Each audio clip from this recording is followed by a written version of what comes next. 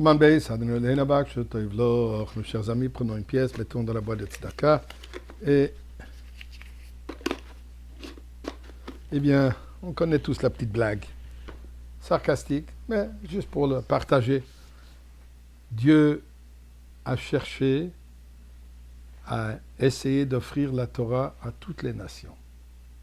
De nation en nation, il leur a proposé, est-ce que vous voulez la Torah? Chacun a répondu la même idée. Avant qu'on l'accepte, on veut savoir de quoi il s'agit. Alors à chaque nation, Dieu a montré quelque chose de différent de ce qui a marqué dans la Torah. À certains, il leur a montré l'otignov, il ne faut pas voler. Il dit non merci. Il ne faut pas tuer. Non. Un mode de vie moral, pas pour nous. Et ainsi de suite. Finalement, Dieu vient chez Am Israël et leur propose la même chose. Est-ce que vous voudrez accepter ma Torah? La blague dit, on a demandé c'est combien? Dieu a dit c'est gratuit. Alors donne-nous 2. Pour ça, nous avons les 2 tables de la loi. Bon, vieille blague.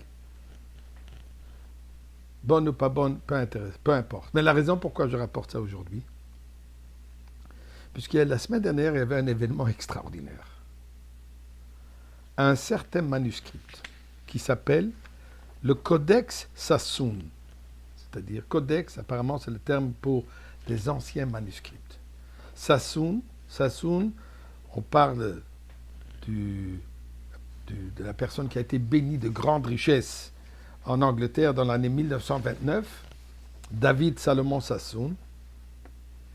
Il a acheté ce manuscrit.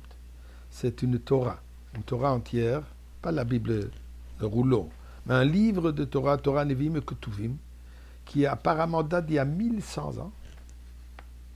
Et lui, il a réussi, c'était un grand collectionneur de manuscrits et de différents objets historiques juifs, et il a acheté ça. Apparemment, ensuite ça a été vendu à la pension de British Rail. Finalement, en 1989, le fameux banquier Jackie Safra l'a acheté pour 3 millions et quelques dollars américains. La semaine dernière, ça s'est vendu pour 38,1 millions de dollars par l'ancien ambassadeur américain qui est juif, M. Alfred Moses. Et il a offert au musée qui s'appelle Anou, l'ancien Bet Atfutzot, en Eretz Israël à Tel Aviv, et ça a été offert et placé là-bas. Pourquoi je mentionne tout ça? Eh bien, le Rambam, bien sûr, nous dit qu'il n'y a pas d'accident dans le monde. Tout est par providence divine. Le Baal Shem Tov s'attarde là-dessus, il fait de cela une base fondamentale dans l'enseignement chassidique, que tout ce qui se passe dans le monde, tout ce qui se passe avec nous, quand, comment, avec qui, où, etc., tout ça, c'est par providence divine. Eh bien, regardons un peu. On est à la veille de Shavuot, où Moshe Rabbeinu, en anglais Moses,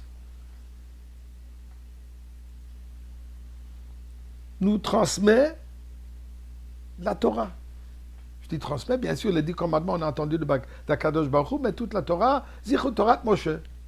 Torah Tzivalanu Moshe. C'est pas Moshe Rabbeinu que nous avons reçu la Torah. Et maintenant, il y a un juif au nom de Moses, que lui, il achète à une somme astronomique. Apparemment, c'est la plus grande somme. Jamais un manuscrit a été vendu pour ce prix-là. Pour nous démontrer quoi? Que la Torah a une valeur extraordinaire. La valeur n'est pas seulement que c'est quelque chose historique, ça a été écrit il y a 1100 ans. Mais la valeur de la Torah, bien sûr, elle surpasse toute autre valeur, tout autre objet. Mais là, il y a un point important. Quand nous avons reçu la Torah, on n'a pas payé. La seule chose qu'on a dû faire, c'est l'engagement. Et nous avons dit, Naaseh venishma.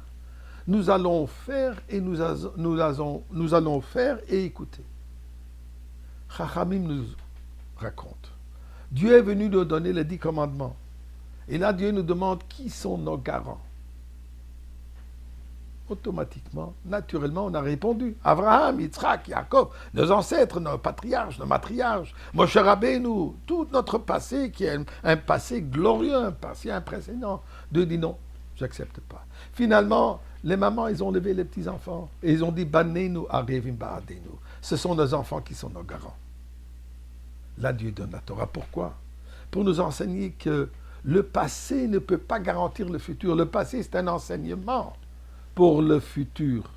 Mais pour assurer que la Torah soit préservée, soit suivie, il faut le futur. Pas un musée, une école. Pas un ancien manuscrit, mais à savoir et comprendre que cette Torah, elle est une Torah vivante, elle est réelle, elle est présente et elle nous amène dans le futur. Et bien sûr, quel futur? Le futur imminent avec la Géoula par Mashiach.